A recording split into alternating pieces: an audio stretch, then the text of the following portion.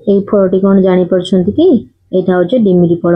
आगुरी ए फलटी प्राय समस्त बाड़े मिलुथले, एबे एटा सबुठे देखिबाकू मिलु नै एवं याको रोसेई करी खांती बोली भी बहुत कम लोक जानिचंती। तो यार मु गोटे रोसेई करी आपनको देखैबी।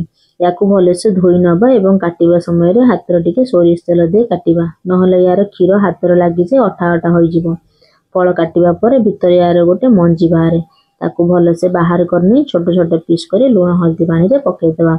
यार बहुत उपकारिता अच्छी, जेमिति फाइबर अधिक परिमाण रे अच्छी जोटा हमको हजम करिया को सहायता करे, सुगर कंट्रोल करे, कोलेस्ट्रॉल कंट्रोल करे, विटामिन सी मध्ये अधिक मात्रा रे अच्छी। जेहेतु यार अनेक उपकारिता अच्छी तो मो सांगर मां को कही ए फलटी मगेइथि।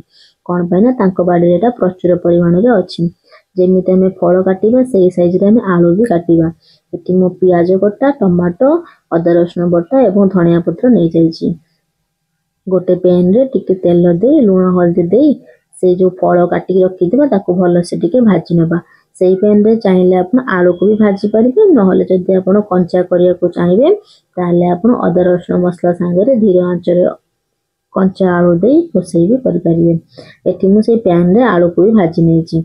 आलू भाजी गला परे सेही पैन रे सोरिष तेल टिके दे जीरा फुटे दे सेतिरे कटा होइथिबा पियाज, टमाटो, अदा रसुण बटा दे के कसी नेली।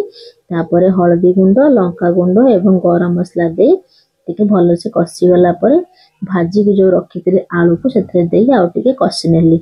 या परे से जो फल को काटी के रखिथिले भाजी की सेटा दे आ टिके कसी गला परे सेतिरे टिके पानी देबी।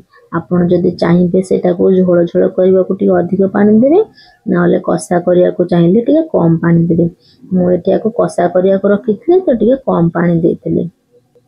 एबे मोर आलू एवं डिमिरी फल पूरा भल से सिझी जाइए। एबे बाड़ीबा खाइबा को। आपण जदि फल कोड पाउछन ताले निश्चय रोसेई करी खांतु। जदि मो वीडियो टी भल लागि ताले सब्सक्राइब करिया को जमा भी भूलिबे नाही।